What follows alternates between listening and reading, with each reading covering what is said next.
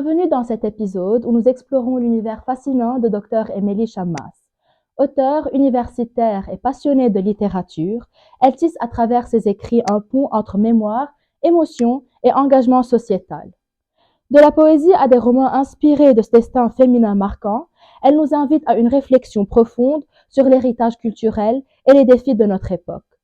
Restez avec nous pour découvrir son parcours, ses œuvres majeures et comprendre comment la littérature peut être un puissant vecteur de transmission et d'émancipation.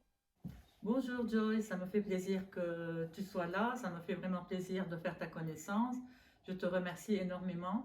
Je remercie Madame Gilda Demian et je suis ravie que tu fasses partie de l'école des Sœurs de la Charité parce que c'est mon école. C'est là où j'ai appris les premières lettres de l'alphabet jusqu'aux classes terminales.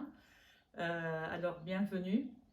Pour me présenter, Émilie Chammas Fiani.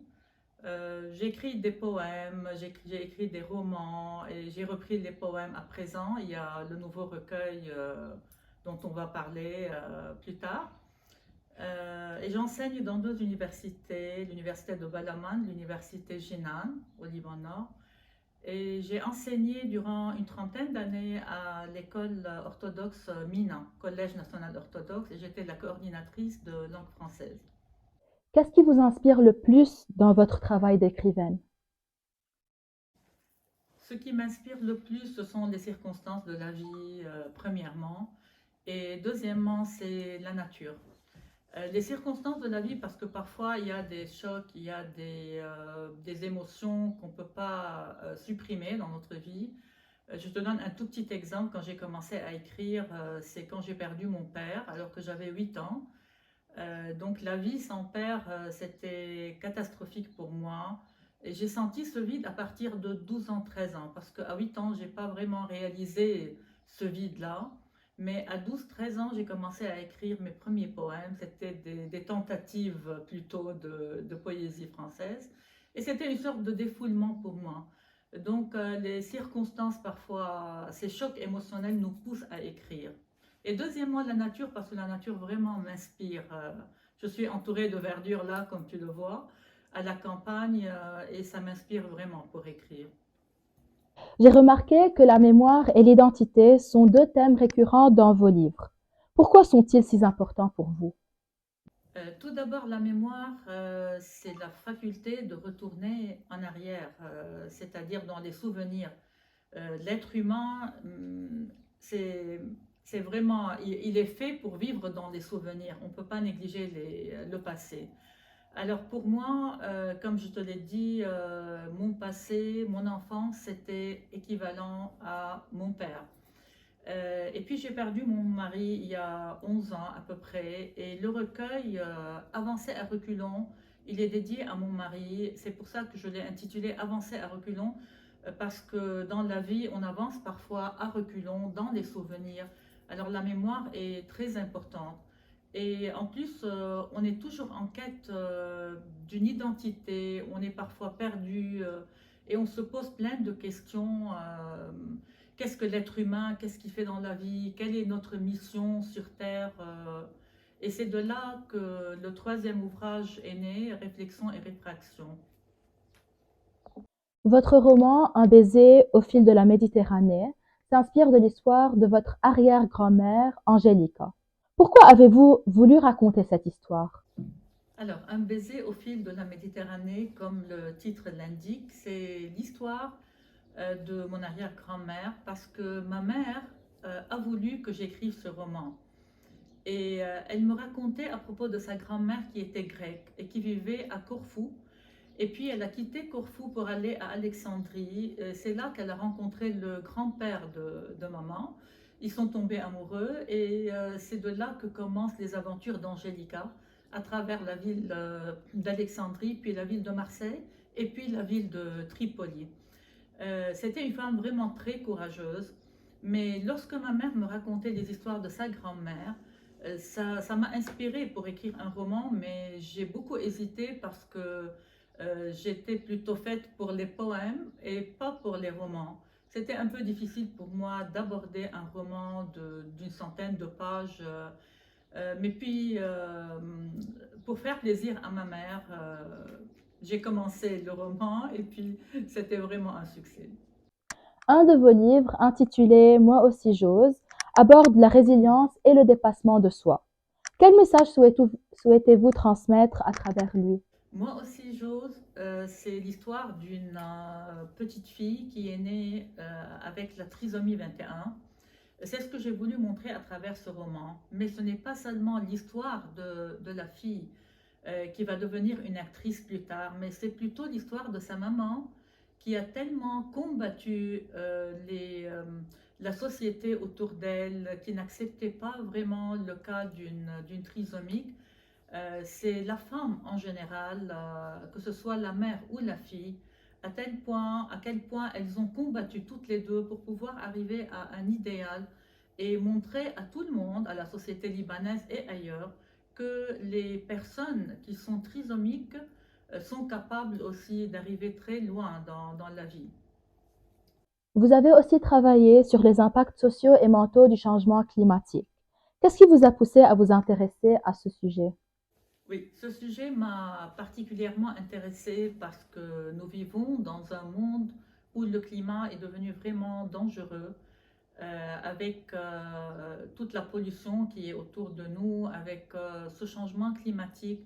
Ça m'a vraiment inspirée pour écrire un article. Et là, c'était avec l'université arabe, BAU. Il y avait un colloque international, donc j'y ai participé. Après, on a publié les articles.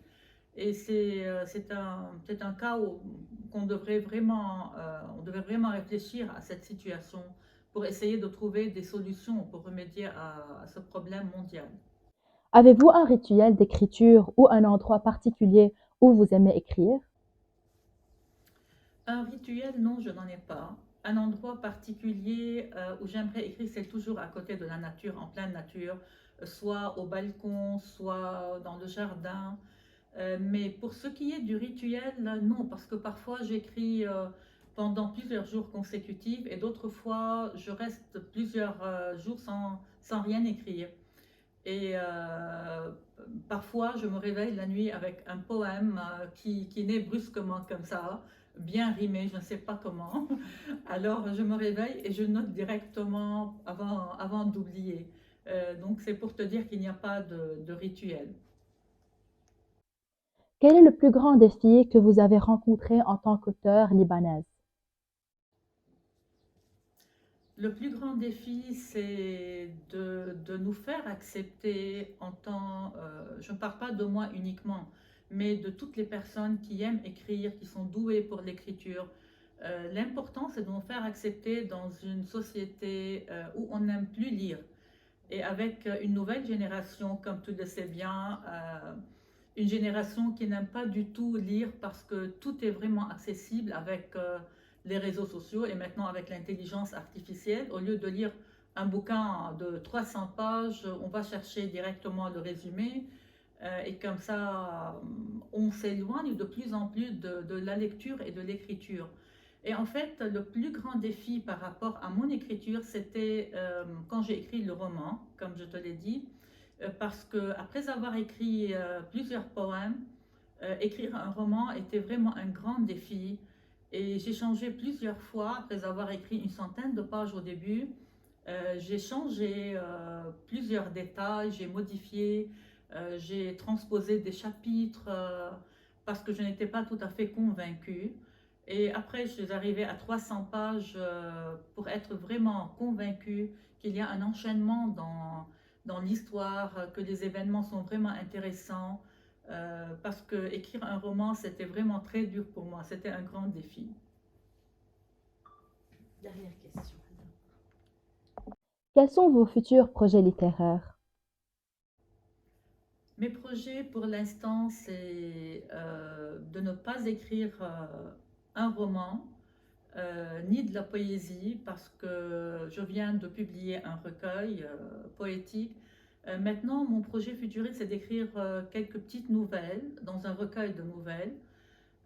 Et puis, j'ai tellement envie de publier ma thèse de doctorat Parce que dans ma thèse, j'ai parlé de la poésie contemporaine et du rapport entre la poésie et la main humaine. Donc j'ai très envie d'arranger ma thèse en tant que bouquin et qui soit peut-être une sorte de recherche pour les jeunes chercheurs qui vont travailler sur la poésie, leur mémoire ou leur thèse de doctorat. Donc ça, c'est mon projet pour l'instant. Un grand merci à vous, docteur Émilie Chamas, pour cet échange inspirant et captivant. C'est moi qui te remercie, Joy. Ça me fait vraiment plaisir de te voir et merci pour tes questions tellement intéressantes. Merci. Et Joy, avant de terminer, j'aimerais t'offrir ce nouveau recueil, À tire d'aile. Le titre connote un oiseau, bien sûr, qui s'envole à tire d'aile. Mais j'ai aimé faire un jeu de mots. Au lieu de L-I-L-E, c'est E-2-L-E. Et comme c'est la journée internationale de la femme, comme c'est la fête des profs, merci. Moi aussi, je te souhaite un succès énorme dans ta vie professionnelle plus tard, dans ta vie de femme. Et en parlant de la francophonie, on a déjà parlé de la poésie française, des romans que j'ai écrits. Alors je vais te l'offrir et tu seras l'une des premières personnes à avoir ce recueil parce que j'ai fait la signature avant-hier. Il y avait la séance de dédicace à Beyrouth. Donc tu es l'une des premières à avoir ce recueil. Et ces trois autres recueils aussi, on a les vocables affamés, avancés à reculons, et Réflexion et réfraction qui est un recueil de nouvelles. Ces quatre-là sont publiés au Liban. Les deux romans ont été publiés en France aux éditions de l'Harmattan. Mais ces quatre-là, c'est au Liban et je suis vraiment fière de pouvoir publier dans mon pays. Nous sommes tous fiers de vous. Merci. Merci beaucoup. Merci, Joe.